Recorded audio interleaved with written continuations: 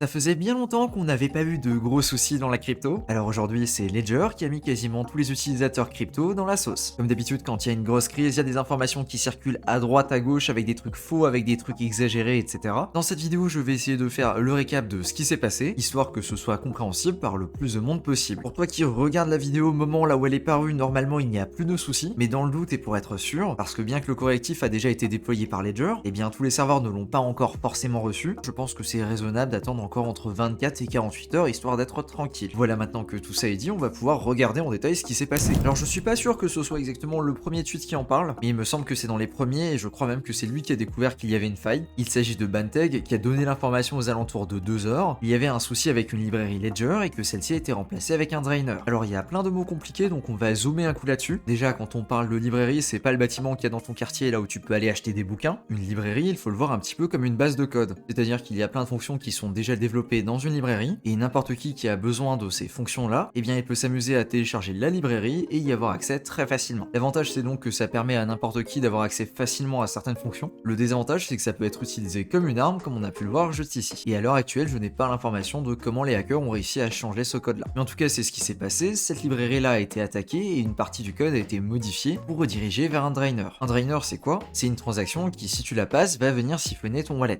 Ça veut donc dire que si tu passais sur un site qui était affecté par cette vulnérabilité, celui-ci te proposait une transaction et si tu l'acceptais, tu pouvais te faire siphonner. Alors dit comme ça, c'est super abstrait, donc je vais te montrer une image qui va résumer ça. Juste ici sur cette page-là, qui est une application décentralisée assez classique, on dirait que c'est Revoke ici. Et bien normalement, quand tu débarques sur Revoke, tu as ce petit pop-up là qui va te demander de te connecter. Ce qui s'est donc passé, c'est qu'une librairie a été modifiée et celle-ci a permis d'afficher cette interface dessus. Cette interface-là, ce deuxième pop-up, celui-ci, c'est le pop-up qui est malveillant. C'est-à-dire que si tu essayes de te connecter à travers celui-ci et que tu passes une transaction, c'est à ce moment-là que tu peux te faire drainer. Ça veut donc dire que si tu passais par les sites et que tu ne faisais rien, il n'y avait absolument aucun risque. Le véritable danger, c'était vraiment de venir approuver une transaction à partir de ce pop-up là. Maintenant, il y a encore plusieurs choses à éclaircir. La première, c'est le nombre de sites et plutôt de front-end qui ont été attaqués. Le front-end, c'est tout simplement l'interface, à l'inverse du back-end qui va du coup être le contrat pur et dur. Et ici, on va donc retrouver la liste des sites qui utilisaient cette fameuse librairie, la librairie qui s'appelle Ledger HQ Connect Kit. On peut donc voir ici que la requête renvoie environ 300 résultats, ce qui veut dire qu'il y a environ 300 sites qui ont été touchés au moment de l'attaque. Et c'est pas que des petits sites, on avait par exemple Liquidity, Matters Labs, c'est-à-dire ZK-Sync, on avait également GMX, et même Revoke.cash qui a été touché par cette attaque. Alors pourquoi est-ce qu'on se retrouve avec plus de 300 sites qui utilisent cette librairie-là? Eh bien comme je te l'ai dit tout à l'heure, c'est un petit peu un bout de code qui est utilisé partout, parce qu'il est très pratique et qu'il permet du coup d'avoir ce fameux pop-up qui permet de se connecter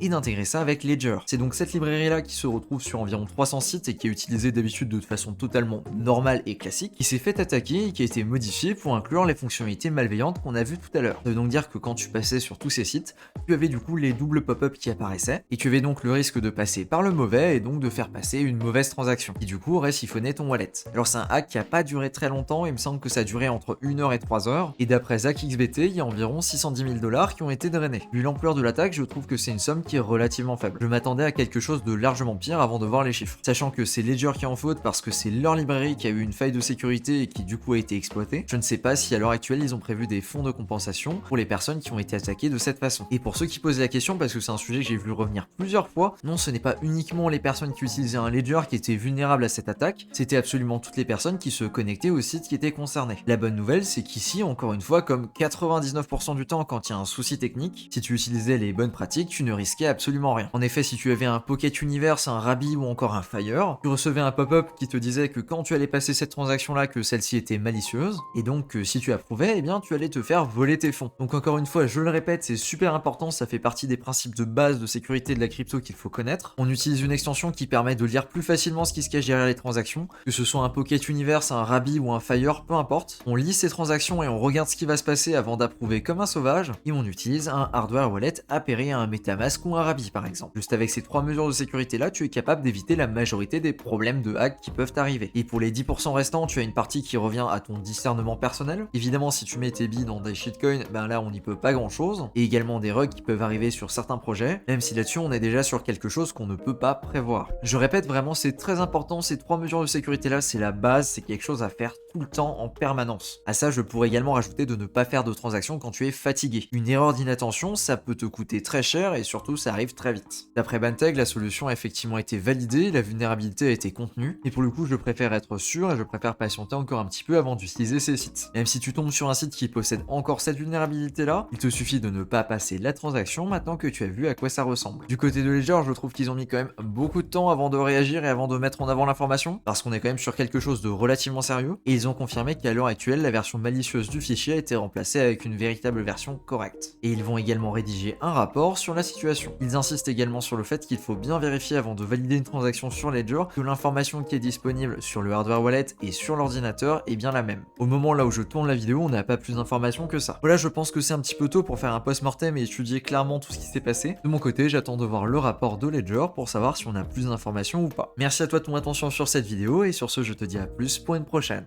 Ciao.